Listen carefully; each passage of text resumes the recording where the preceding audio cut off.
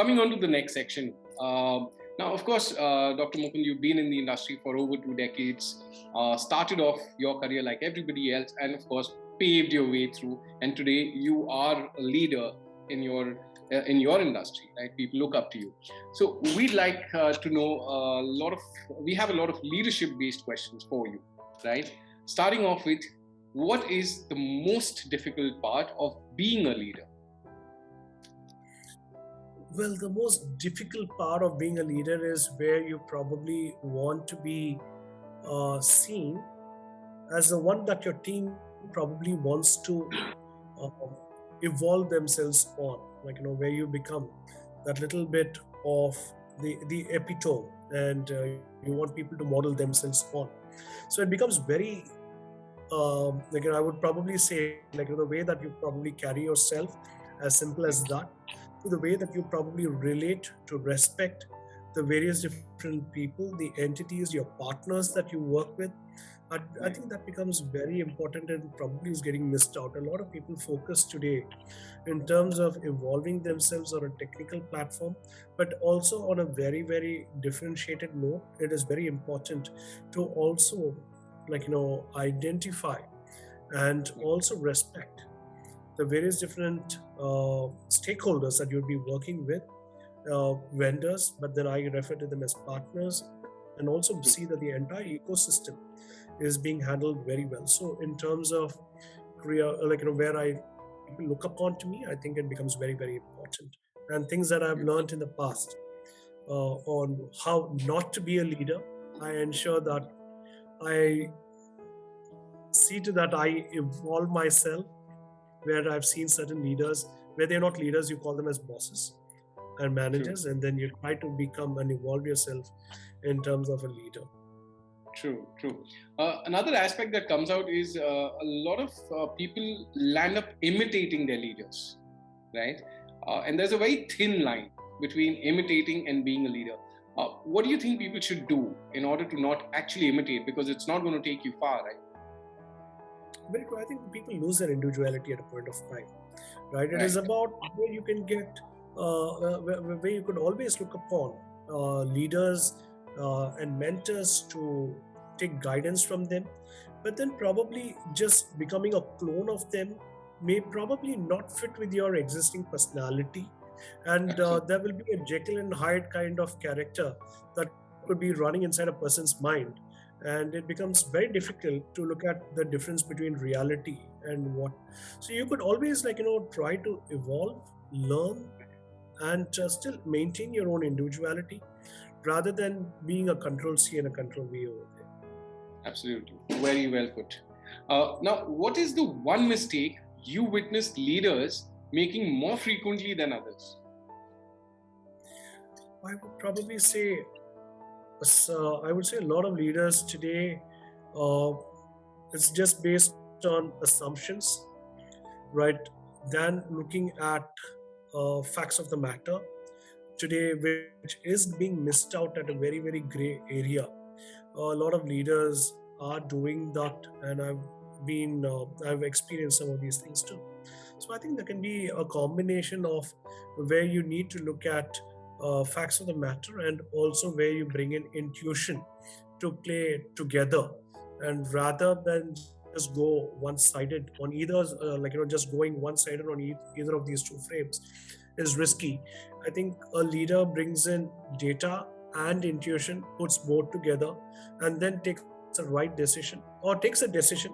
Could be right, could be wrong. Not all your decisions could be right or wrong, but own up to the decisions that you probably would take, and be the factor that you support your team in case of any failures that do happen. Failures are bound to happen, where leaders probably miss out and reprimand. But I think things have changed. I think people are becoming more involved. True. Now, how do you encourage creative thinking within your organization or within your teams? Very true. Very interesting, because I think, as I had mentioned, ROI is return on innovation, right? You could look at various different methodologies, like you could use design thinking. Design thinking is that very interesting way in how you could probably look at creating innovation for example, the first and most important thing is, how do I empathize with the user? What is a problem statement? Creating that problem statement and creating prototypes. Your prototype could be a high fidelity prototype, a low fidelity prototype, and then probably that helps you to further look at in terms of what could be the solution that helps you to fail fast, fail early, right? There are various different platforms that you can look at, and I've been conducting sessions with my teams and across the organization in terms of the culture of innovation that I did once with AWS, a very interesting one where they talk about a two pizza team kind of concept, where you look at a team size that is small enough and big enough that would be able to be fed with two pizzas, right? That helps you in terms of bringing innovation faster, rather than having a very large team where you will not be able to bring in innovation. So the whole thought of innovation is in terms of using things like design thinking, where you also have a lot of metrics in terms of innovation. You should probably reward people for failures. You should celebrate failures. Like, for instance, you're running with a project, you try a particular methodology, it doesn't work, scrap it, move forward, and celebrate the failure. That is when innovation starts. True. I love what you said right now. Thank you for sharing that. Dr. Mukund, what is your secret sauce? What are probably the leadership principles that you have discovered and executed that have contributed to your success?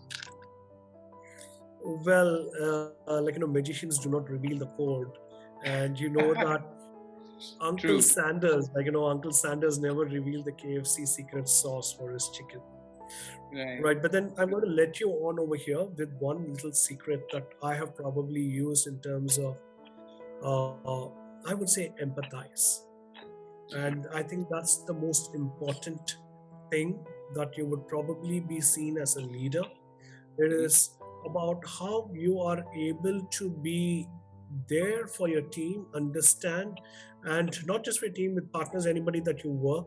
It is very important to empathize. And once you're able to empathize, I think it brings a lot of trust on you as a leader that your team has.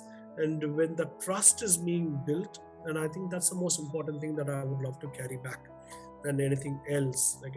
When people reach out back to me and say that, hey, it was great working with you, we miss you. And I think that makes a lot of difference. True. So for now, I think I can say empathy and placing trust are the two secret sauces here, at least, that we've managed to discover from you. Thank you for that.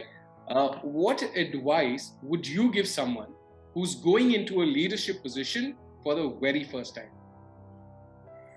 Okay, for the very first time, I would say be open to learn, and also at the same time be a little cautious, because there's going to be a lot of opportunity to lead, probably work with very diversified mindsets that would be there. So I think it becomes very important to tread on those paths very carefully, and also to start taking inputs of the team that you'll be working with. Like a very important in the first couple of, at least, when you're starting your career as a leader, don't take those glorified decisions all by yourself. Take the team along with you, even at a later pace, but then at a very starting nascent period, it becomes very important that leaders listen and take inputs from the team, and then further start adding their value and their experience along with the inputs back with your team to ensure that you are able to grow. Otherwise, it would be very one-sided. And I think for leaders, new age leaders, that becomes that very, very important pattern that they need to probably imbibe in themselves. True. Well, that's a wonderful piece of advice. Thank you. Now, Dr. Mukund, continuing from there, we'd like to know you, right? We know the technology side of you, we know the leader side of you. We'd like to get a little more personal, right? Really depends on what you're going to ask now, Roshan. Yes, so it's going to be simple things, but we're looking at short answers and quick answers, probably one-word answers as well. Yeah? Okay. One thing you love about your job? innovation. Okay. Your favorite destination you travel to? Moscow. Okay. Your favorite food? Biryani. Okay. A book that inspired you the most?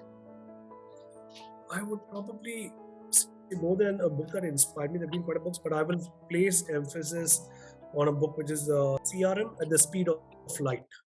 At the speed of light. When Okay. I started my career. So that's been something that has been an all-round book that has been pushing me across. Okay. Fair enough.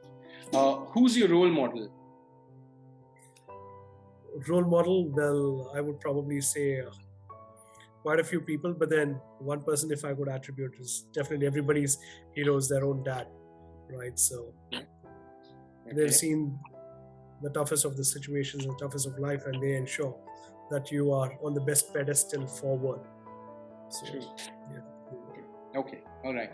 What do you splurge on? Watches, perfumes, cufflinks, and suits. Okay. Perfect. What was your very first salary?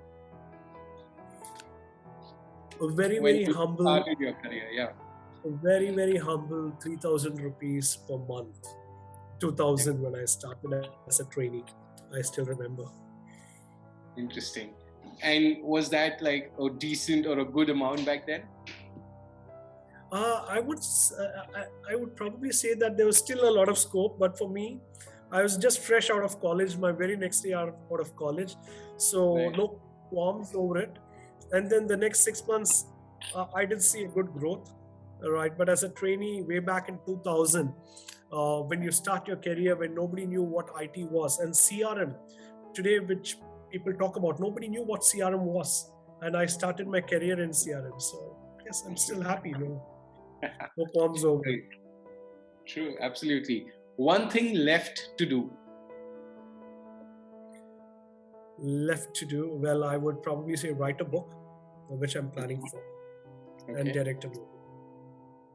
Oh wow, that's pretty good one. Interesting. One love. One love, family, and food. I'm sure. Okay. So, Dr. Mukund, if you'd not been in the IT industry or an InfoSec professional, what would you have been? I would have been in the movie industry. I come from a movie background. So okay. I would have probably on the acting front, directing front? Most probably on the acting front. Oh, okay. Interesting. Nice. The next set of questions, I give you two options. You have to select one. Okay. Depends on the options. Yes. Twitter or Instagram? Instagram. Okay. LinkedIn or Facebook? LinkedIn. Cricket or football? Football. Okay. Physics or chemistry? Chemistry. Okay. Movies or music? Movies. Okay. Weights or cardio? Weights. Okay. Books or Kindle? Books. Okay. Early mornings or late nighters? Late nights. Okay. iOS or Android? iOS. Okay. Formals or casuals? Formals. Perfect. Thank you so much. The last leg of this interview is we'd like to know you as an individual, how you were while you were growing up, right? So we'd like to know the Dr. Mukund when he was 18 years old. What was he like as a person? Very scary for me to think back and see how I've probably been. I would say very brash. Okay. At 18, taken all kinds of crazy decisions in life, and to probably look back and see today, right? I mean, quite a brash guy. Backbenchers. No regrets. No regrets. True. Okay. No regrets at all. No regrets. Okay. Then by the time you hit 25, what were you like? Yeah, I would say that still pretty much quite brash. It did take me a little more longer, to be very honest, to mature and to And then I think I said quite brash at that point of time that a lot of new learnings that I started with. That's where I started moving into a different realm of life. And that 25 to 30, the change that happened is where I did have quite a shift in myself, and where I discovered the other part of me. Oh, interesting. So the Mukund that we see, there's another Mukund hiding behind this Mukund, I believe. Probably.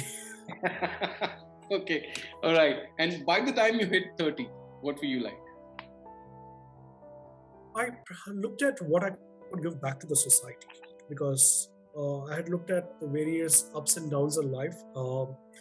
I have, because it's always been a growth where I respect a lot of support that I receive from people. So I used to do work part time when I was in college. I've done work as a courier service guy. So I've done everything possible. And then there were challenges that were there. So during financial challenges and things, then when I felt that I need to give it back to the society, I started mentoring students.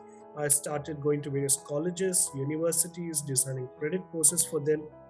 And that gave me an honorary doctorate in terms of what I could probably, since I've been started giving back to the society, which I feel it becomes very important for every person to do in some capacity or the other, in some way or the other.